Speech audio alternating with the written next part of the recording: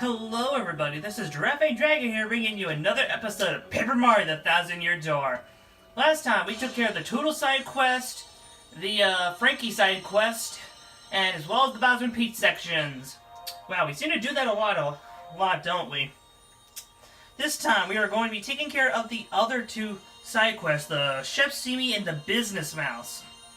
Now, I suppose it feels a little weird, the fact that the Frankie side quest and the Toodle side quest both give you a card. It honestly sort of feels a little off. Like, maybe you'd get Toodles, like, after this chapter or something. Or you would get Frankie's. No, actually, Frankie's wouldn't make much sense. Because it's like, hey, I lost my ring. It's somewhere on Rogueport, despite the fact that, like, you're on a stranded island. And, like, it would be really weird if that happened. And it might be a little bit too much for the game to like, created the new side quest immediately. But, enough digressing. Now let's move on to digressing. Herm.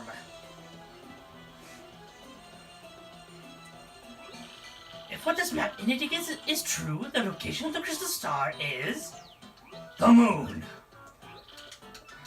Something actually makes me a little curious about something. Does the map track as to where the crystal star is at all times? Like, what happens if someone actually, like, steals it and takes it to somewhere else, like, after you, show the location of it? Something like that sort of makes me curious. And by the way, if you don't care about doing side quests, and you need to find something to do before, like, Professor Frankly is done, you can actually go ahead and take care of the, you can actually pick up the Ultra Hammer and you go straight back to him. That'll be just enough time for him to, like, figure out the location. And, both of those just sort of, like, pop up in quick succession. And I actually want to organize this real quick. Okay, the Real Zip Toad and Eve. How are you? Let's see here. I've done some soul searching. I'm truly happy. Let's see here. Aww. Stuff all the time. The kids play all day and they get hungry and cry and scream, so I'm pretty much busy all day, every day. The kids would love to see you again. It's almost like as if we're the uncle of the family. Like the unintentional uncle. We brought you food once, so now we're a part of family. That's nice. And it sort of reminds me of my two nieces a little bit. Anyways, we'll meet you in Glitzville. Cut. Okay, actually, no.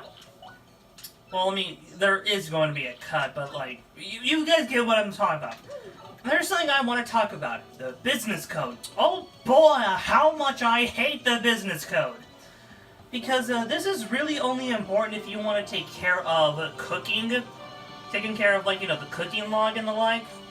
And I guess if you want some really important items, which are, funnily enough, a poison shroom and something called what is it called? I think it's called a star meal or something like that.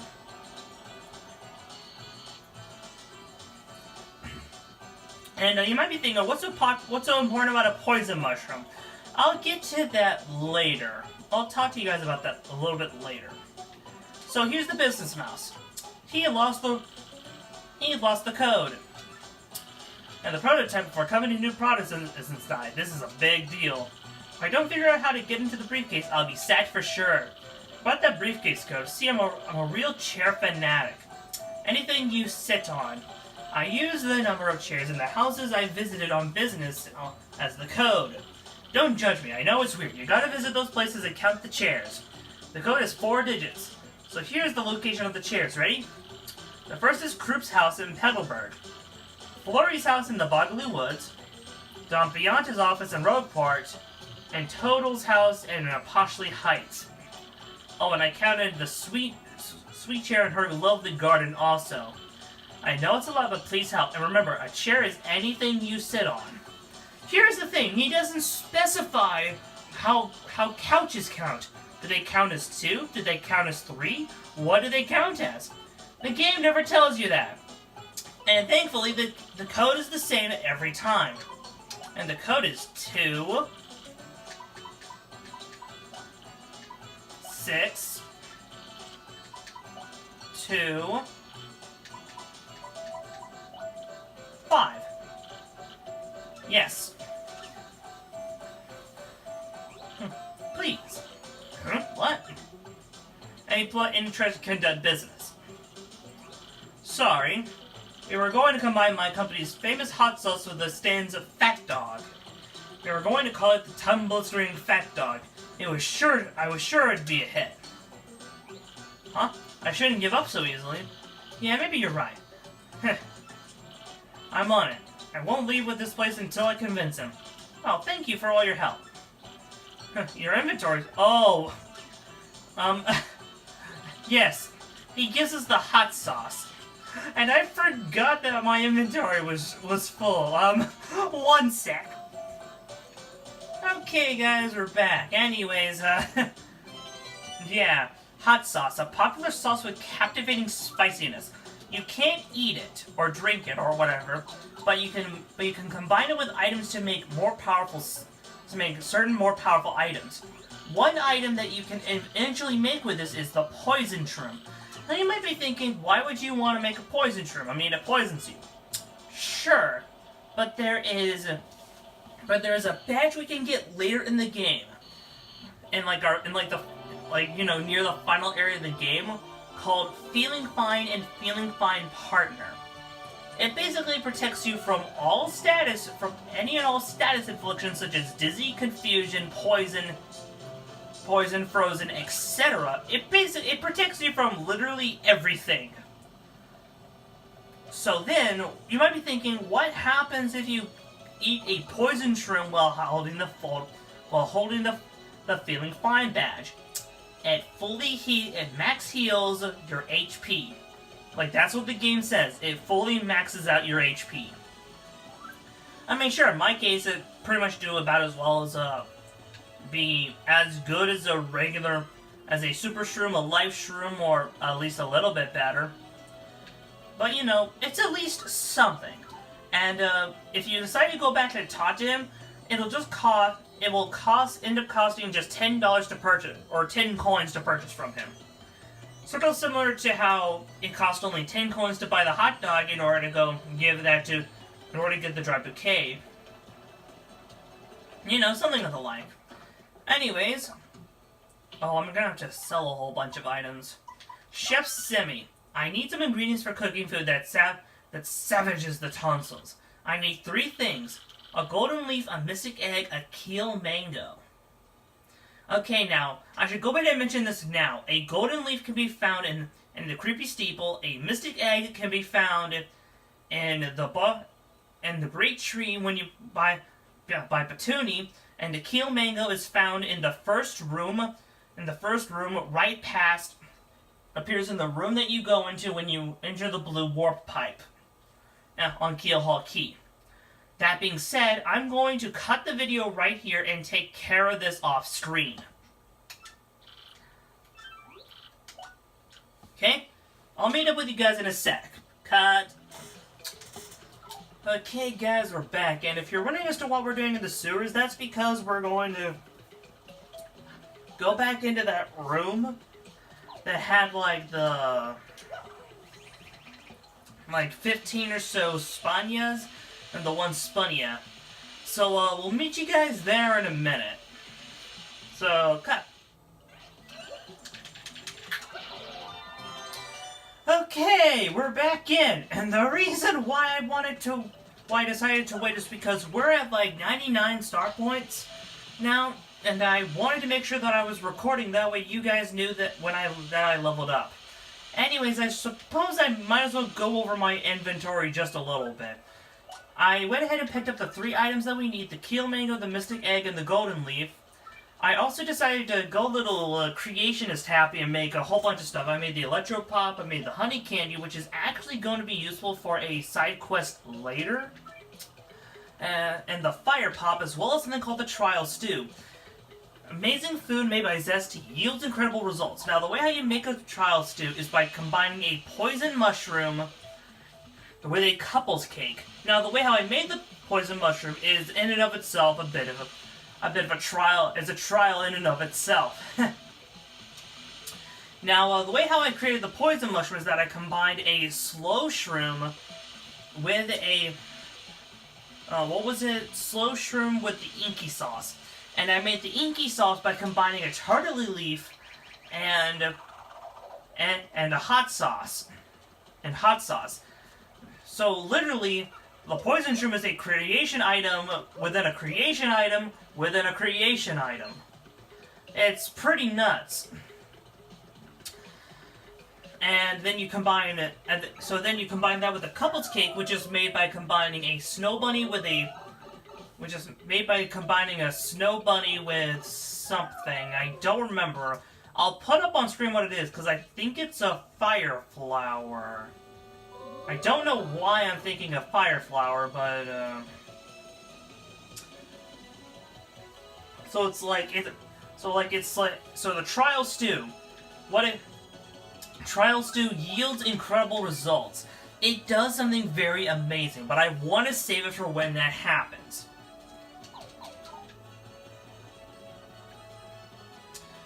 But first, I suppose. Also, I've been doing a lot of stuff because, as you can see now, I now have the Waluigi sort of skin look going on here. And the reason why it's like that is because I decided to move around my badges a bit. And I've also been to the Pianta Parlor. Because, that's where I got it, because the fire pop is made by combining a cake mix with a fire flower. With the honey candy, you combine a honey syrup with the cake mix. For the electro pop, you do the same thing but with a Voltrum. Now, if you're wondering as to, and let's see, the 19 Piantas. And I've just been sort of sitting here, sort of buying a whole bunch of Pianta tokens as I can. Now the reason for this is because, well, I need a way how to spend money, but I figure that I might as well go ahead and try to get rid of all of this as best as I can. Now, the reason for that will be seen soon enough. Because, now at this point, I suppose I might as well go down to the docks. Come on. So, we'll meet you there in a sec. Got our good old friend, Lumpy the Investment Rat, is back. It's me, Lumpy. I went to Dry Desert to drill for oil. Ring a bell? Now, Dry Desert is actually a reference to two things. I believe it's a reference to Paper Mario, the first from 64, and it's also a reference to the same Dry Desert on GameCube Double Dash. I did it! I totally struck oil!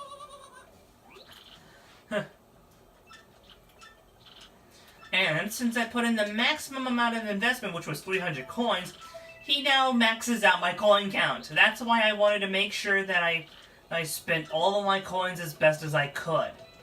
Because, well, I mean, now I have all this money to play with. So what do I do with it? I'm gonna spend half of it on Pianta tokens. Because honestly, that's the best way how to utilize this, in my opinion. And a certain strategy that I want, and Danger Mario, which I want to show off at a later point, really, it involves having to do this. And this is just the easiest way how to do it, plus it sort of gives you an easier way how to get the money badge, which I will actually show what that is in a sec. So I'm going to cut right here. Cut. Okay, one more time. Yeah, I think that'll be good enough. Yeah, I went from 99 to 189. And I now have 336 tokens. Now you might be thinking, oh, clearly you could buy anything. No. Let me show you. Well, actually, no. Now I can technically buy anything that I want. Ooh. Ooh, okay. This is the most expensive badge in the game. 234 tokens. Because one token in and of itself costs about, like, 3 coins. So you so that's technically worth like 700 and worth 772 coins. 78 coins. That's pretty much what that thing's worth. And this is where you buy it. It makes more coins appear after a battle. Now let's see here. And you need 5 BP. No. Because let's face it, that is horrible. And this is the only way you get this badge too. I mean, sure, yeah, it'll help out, but at the same time, I also want to make sure that I actually have enough for this. I suppose I'll buy some. I'll go ahead and purchase that. You know what? I'll go ahead and buy the money badge. Just so I can sort of fix this in the collection. Look at how much I just wasted doing that. So many coins wasted. And don't worry, I will have enough coins by endgame to actually be able to do to buy more power rushes. I just figured that I show this off, and I suppose I might as well mix around my inventory a little bit to sort of. I'll take that off, and then I'll put the. No. Wait, why did I buy a refund? Dadgummit. Okay. Give me a sec. I'm gonna take that off. I'm gonna put that back on. You bet I want to go. I might as well just put on the refund. Refund basically refunds some of your coins if you use an item in battle. So I suppose when that eventually happens, that'll come in handy to give me a little bit more coins so I can get back to max again. Because trust me, you're gonna need a lot of coins to pull off Danger Mario. And, yeah, we might as well go ahead and actually do the assignment that we were supposed to do. Because, yeah, that's kind of how this game is. Because it's like, oh, I think I might as well pick up some more of these. Or, oh, I want to do this. Like, that happens a lot in this game. Trust me. Now, the thing is that in order to do this, you have to actually board the train. And when you do board the train, you actually get different NPCs. And funnily enough, one of those NPCs is an adult Yoshi, as well as various other characters.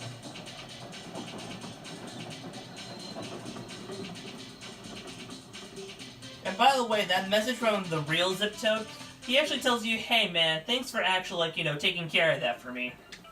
Now, what are my stats looking at the moment? I'm kind of low on, I'm sort of getting a little low on BP. Not PP, FP. You think my people back home worry about me while I'm off traveling? It always freaks me out. Yeah. Get over it.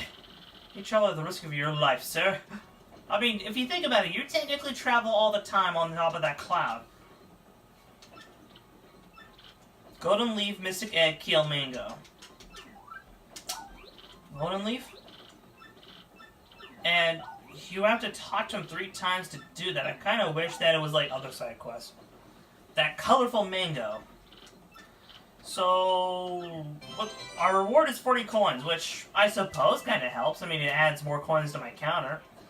And I will see you guys in a little bit. Cut. Okay, guys, we're back.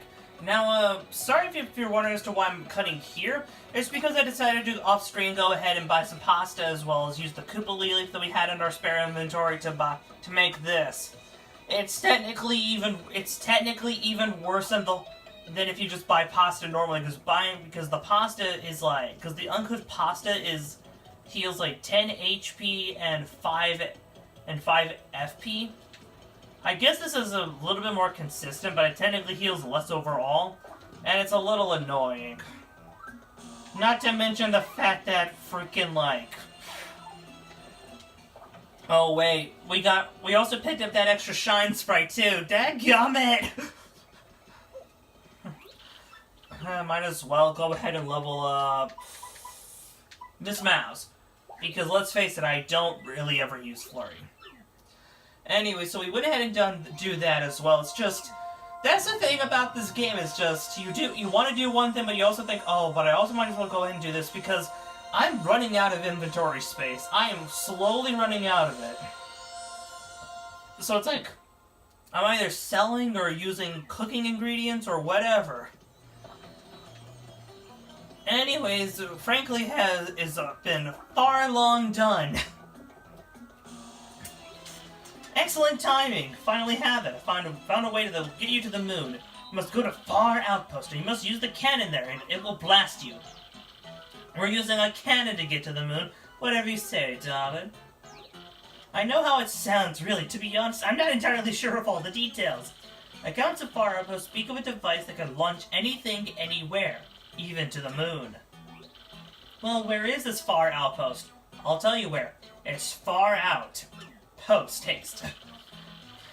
I believe there's a pipe to Far Outpost somewhere beneath Rogueport, but I'm not sure of the exact location. Yes, I believe it was hidden for some reason. If my information is correct, you needed something called an Ultra Hammer. We have that. We already have one of those. We got that at the beginning of the episode. Certainly changes the subject, now doesn't it? Well, use that Ultra Hammer to find the pipe to Far Outpost, then get to it. No problem at all, sweetie. Far Outpost it is. Yes, one more thing you should be aware of. The Bob-Bums who live there are sort of a surly bunch. They may not let you use their cannon. You may have to negotiate. In any case, it's your problem. Good luck. Get to that crystal star. Okay, you heard the man.